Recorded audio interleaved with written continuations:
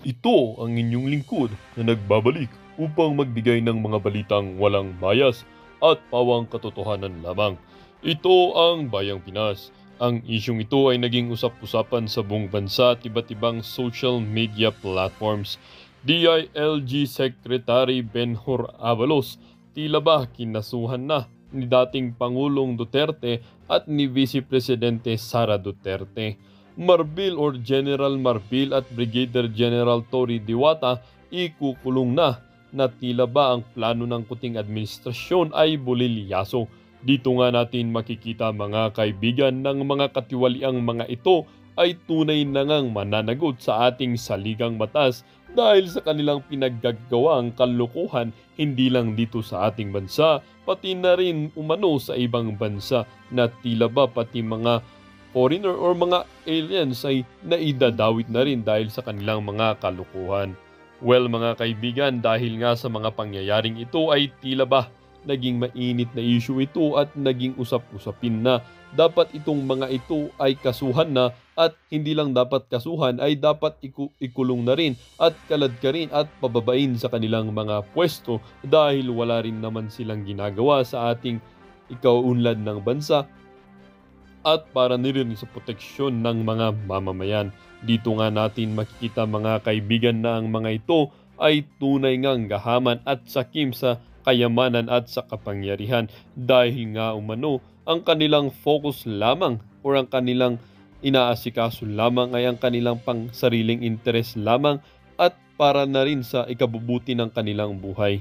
Well mga kaibigan, hindi rin naman magtatagal itong mga ito ay may kukulong na rin at sana nga matuloy na ito at kung makulong man lang ay dapat hindi rin naman magkaroon ng mga special treatment katulad nung pagkakulong dito kay Dilima na umano'y may special treatment pa.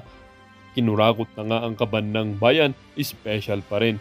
Well, para nga sa kabuang detalye ay panoorin ang buong video at salamat na rin sa ating mga solid viewers sa walang sawang pagsuporta. At kung bago naman sa ating channel ay syempre huwag kakalimutang mag-subscribe, pindutin na rin ang notification bell at piliin ang all upang laging maging updated sa mga balitang bago, totoo at walang bias dito sa channel ng Bayan, ang Bayang Pinas. Huwag din pong kakalimutang mag-iwan ng like at i-share ang ating mga videos. At kung meron ka naman pong hinaing, ang ating comment section ay bukas para sa inyong mga opinion. Muli po maraming salamat and God bless the Philippines.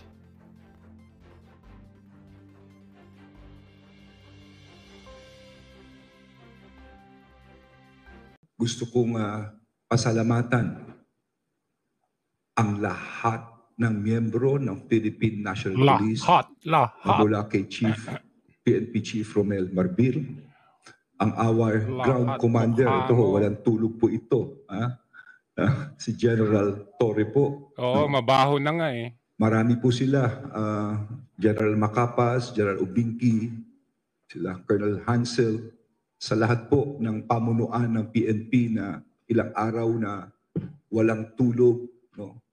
Ang daming inabot na dami yung drama. Mga demanda inabot po namin. Huwag na yan. Anong kwenta? Yung ginawa po rito, yan po ang kanyang kulungan, no? Kanina makita Grabe niyo naman yung kulungan yan. Wala bang mas pangit dyan na kulungan? Grabe naman yun. Medical, sinunod po ng PNP tapos ang yung proseso. Toilet, yun na yung toilet. Tingin dito. So siguro para bago tayo mag-question. Maganda pa yung kulungan ni Guo Answer at this point, Jean, pwedeng palabasin mo na si Pastor Apollo Kibuloy at ang kanyang mga kasama. Pakibasa na lang isa-isa kasi yung mga kasama niya. Pastor ba yan? Jacqueline Roy. Si Pastor Presidente Canada alias Pastor, Enrique. magsalita ka. Buti nga sa'yo. Ingrid Canada Abalos, and may Sylvia kaso. Semanias. Abalos kinasuhan ni Duterte. Mukhang kamukha nito yung nag-pepper spray Mukha lang naman. May pastor kaya to? Baka siya nga. Kaklaruhin ko lang no, na Ano, kaklurin Nakita mo. niyo yung litrato? Ilang araw pinagpaguran ng kapulisyahan. Wow, pinagpaguran. At to commend General Torre and his group and General Marbil. Wala namang ginawa Nasa yung mga kote yan. na eh. Huli na eh. I mean, for me, it makes no difference pastor kung sumuko ka man. No? Kasi yun na yun eh. Practically, napaligiran ka na eh.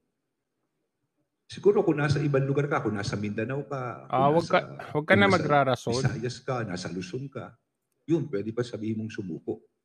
Pero kung nasa isang lugar ka na napapaligiran ka na ng pulis at doon ka rin nakuha, Bakit si Alice Guo pinakita ng Indonesian Authority kung paano nila pinasok yung kanyang tahanan? Nakita natin yun. O bakit ito, kung sabi nyo nasa bunker siya, bakit wala kayong may pakita? halos yun na yun eh. And I explained it nandito sa napakalaking sinungaling ninyo. Nakalagay po rito yun. No, malinaw. Sabay ngiwi? Ano ba so, yun po ang sa akin. To give you a detail of what actually happened, probably I could give it to General Marbil, okay, General Torre. Gusto po nila i-detalye yung nangyari nung araw na yun. Siguraduhin yung i-detalye nyo kasi kung ano lang, kwento-kwento, sayang oras sa inyo. Nick, siguro you can give the details.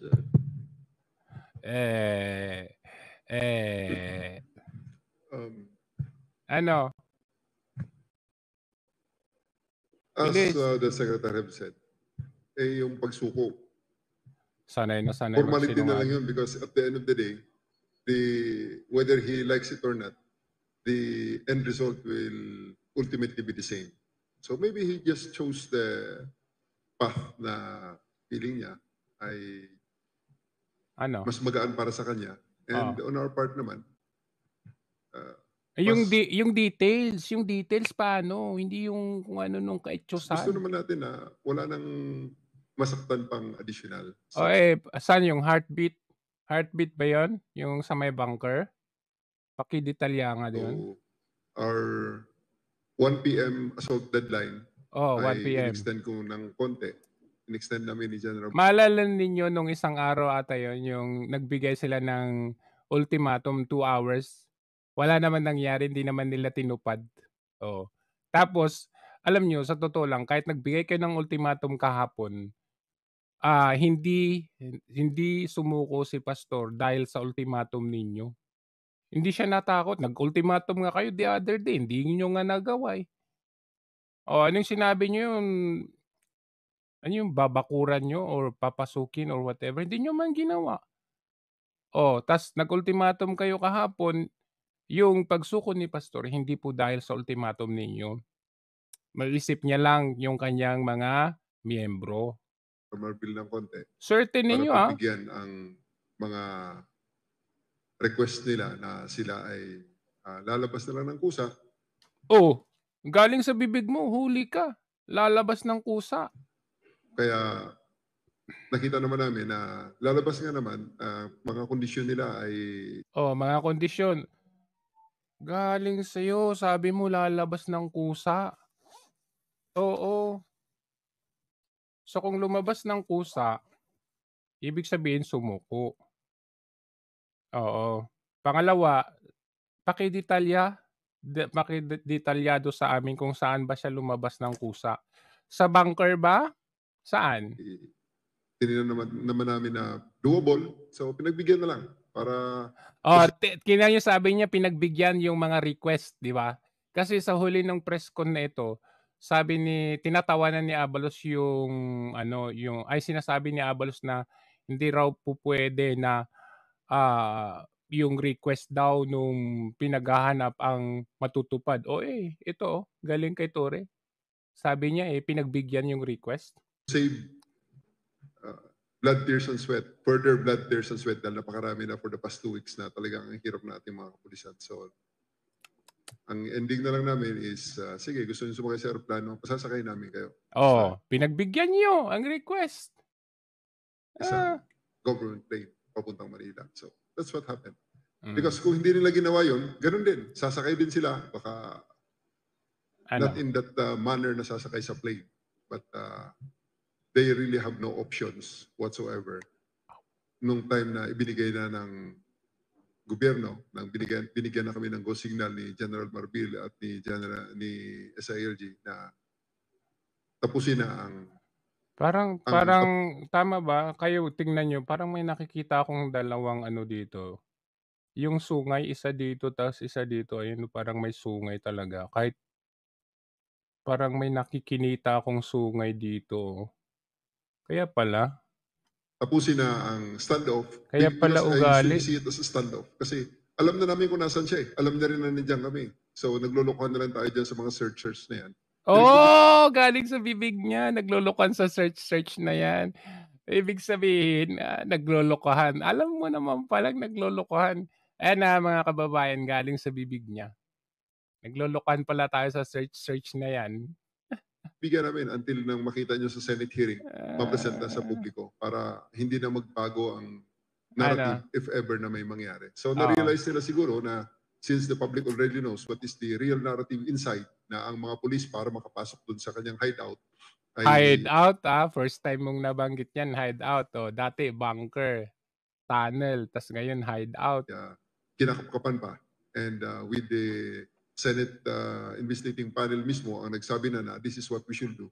Eh, yun ang ginawa namin. So na-realize sila, big blunder. Talagang, kuha ko lang don't take it against me. But it's really, for my part, talagang inihulog na siya ng ating, on my part, talagang mahal kami ng Panginoon. Gayamin mo pa ang Diyos. You have the guts to use the Lord's name. That's against the 10 Commandments. Thou shalt not use the Lord's name in vain. Ikaw talaga. Mga pulis ay mahal ng Diyos. Mahal ng Diyos yung mga inuto-uto niyong mga pulis. Pero kayo nila Marbil, ni Abalos, hindi kayo mahal. Kaya nga napahiya kayo. Pinahiya ka nga kayo ng Diyos eh. Pinak-check kayo. Pinahiya kayo, dinibang kayo kasi pa-tunnel, pa-bunker. Hindi na nagkaroon ng ganung kaguluhan pa na mag-endanger pa sa maraming mga tao. Na-resolve ito on our favor. No. Na-resolve ito on the favor of the KOJC. On your favor, napahiya kayo. Ganun lang yun, kasimple. Bottom line, he has no other options. But there's no other outcome but he will fall into the government hands. Pinagbigyan na lang namin na ito, wala nang additional na blood, tears, and sweat. Thank you. Akala ko ba sabi ni Abalos ididetalyado mo yung na paano nangyari? Anong ginawa mo? Nagkwento ka lang? Nang uto ka lang? Ginamit pa ang pangalan ng Diyos? Saan yung detalyado? Paano nyo nahuli? Hoy! I'll just add nun. Hanggang dito ba naman, pahiya na nga kayo, I think that's how it gugoyo works. pa kayo? Alam mo, ganito po yung nangyari na yan eh. Sige nga. Sige, baka si Marvin ang nangyari po, it's maraming times na kami, it's a deception game kasi. Wow! May malalamang deception game pala. 80% when we started yung yung invasion. Intelligence na paano papasukin, paano gagawin, that's on August 24. Alam na namin nandun.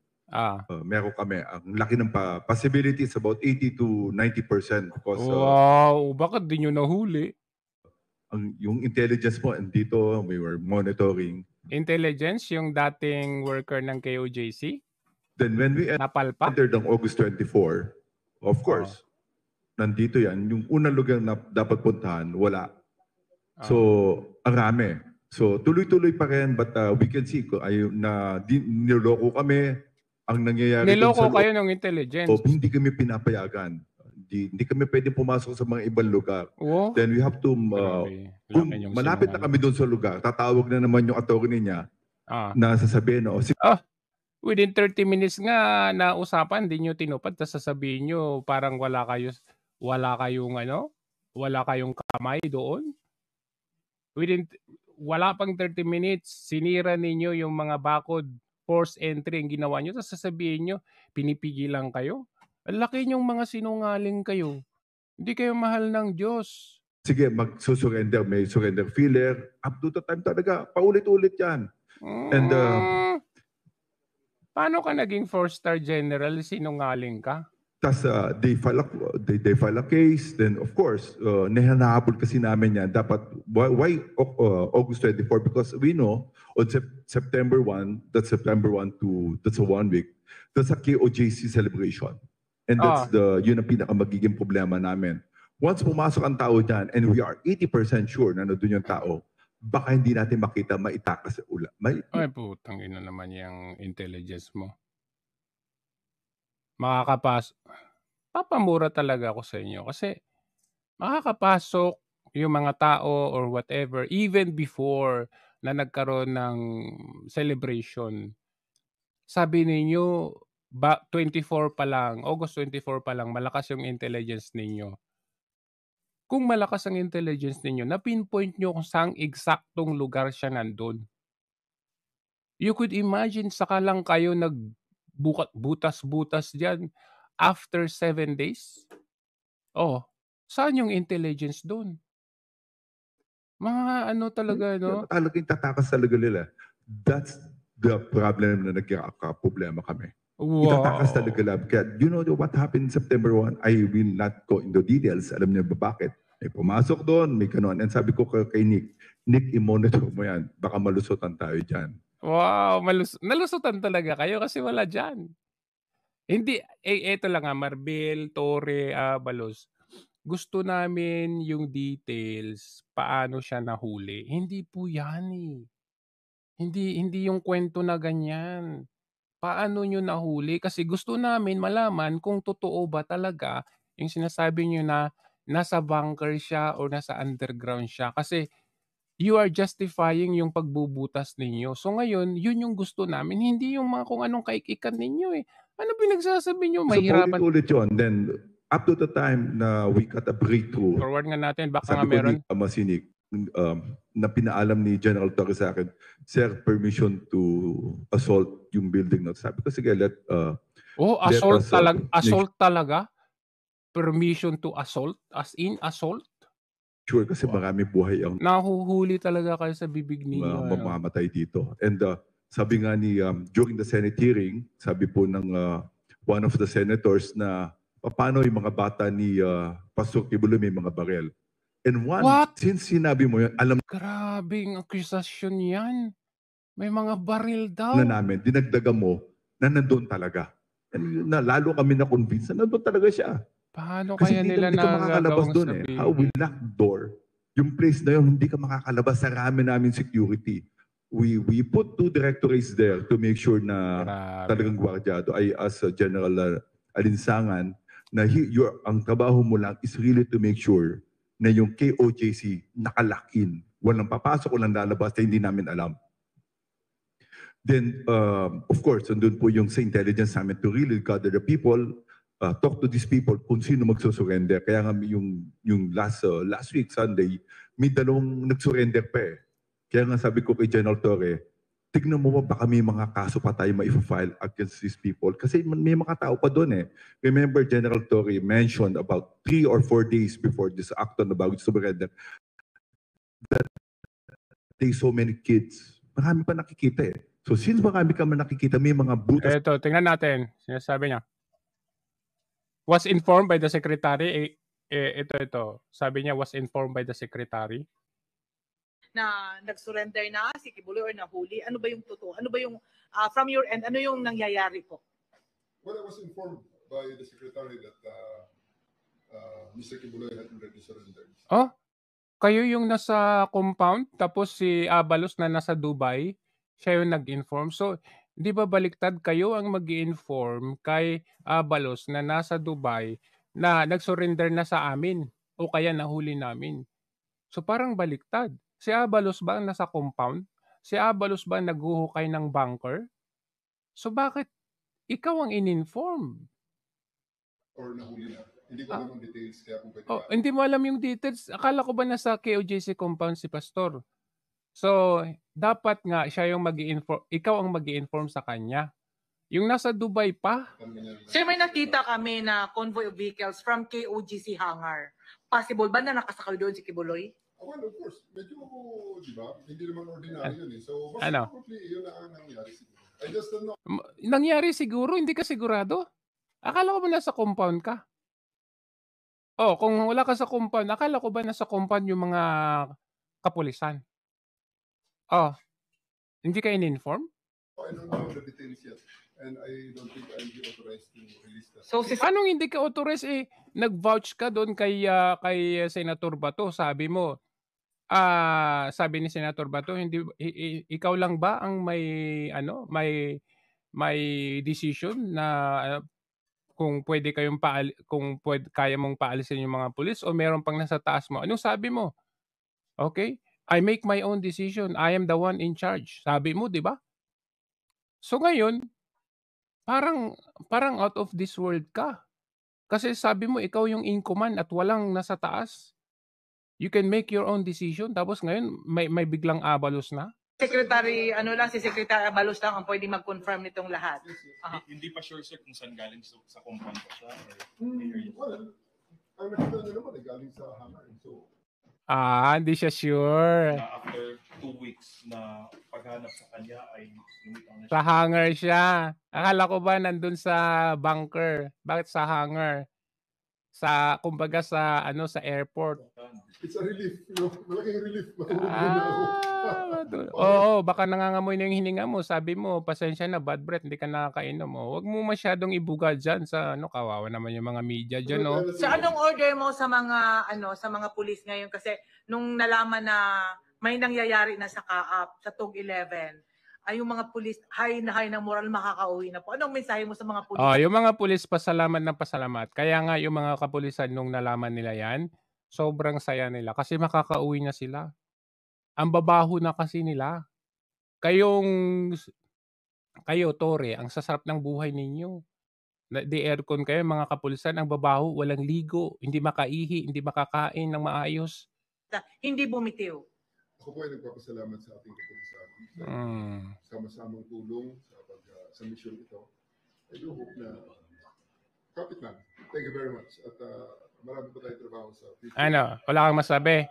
So confirm na na siya kasi Secretary Abalos, on air na sila ngayon.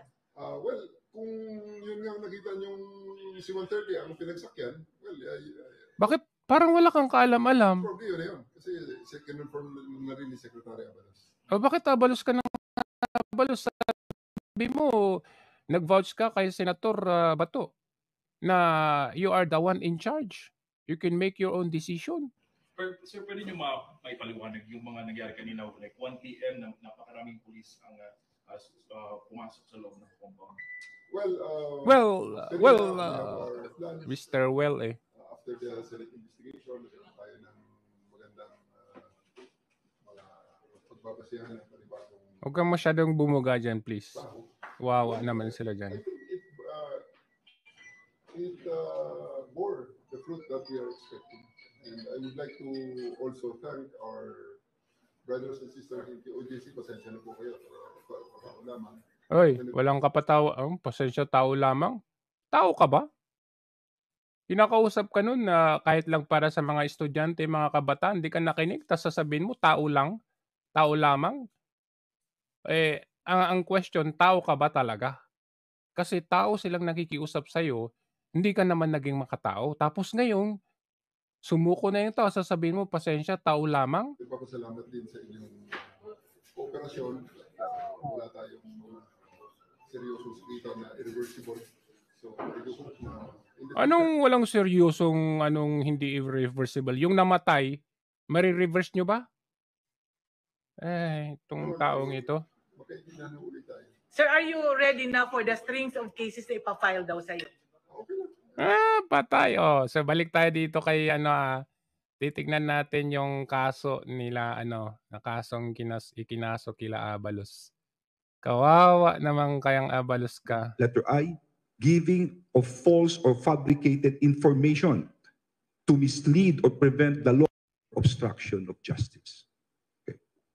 Sir, kanina nabanggit na may mga kondisyones si Pastor sa kanyang pagsuko. Bukod po dun sa pagsakay sa eroplano, ano pa po ang mga hiniling niya na kondisyon?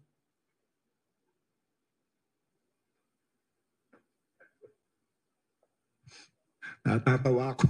Pero wala akong alam, ha? Pabayaan mo na si Chief magsabi. Ano sabing kondisyon? Dalawa yung condition niya. Number one, I daw niya makita si Nick Torre. Yun lang naman gusto niya. Eh kahit Ayun siya, ako, that's kahit ako, ayaw ko makita yung pagmumukha ni Torre. saving Saka face. ikaw rin ha. Kayo lahat Kasi dyan. that's what happened. That's really true. O narinig niyo, ha? Ang kondisyon Saan yung kaso na yan? Dito yun. Oh, eto na po. And we're so why August 24? Because we know isa lang ang dapat nilang sagutan. Kung ganun pala kabilis Ano? na isusurrender daw nila si Pastor Kibuloy, ibig sabihin, all the while, alam nila ni si Pastor Kibuloy ang pinagtataguan niya. We should investigate this and those guilty. Hoy! Imbestigahan muna natin yung sinasabi niyong bunker. Bakit hindi niyo sinasagot? Yun yung dapat imbestigahan natin. Sino yung intel ninyo? Paano kayo nag-come up sa ganun? So, asan yung sinasabi niyo na may bunker at doon siya nagtatago?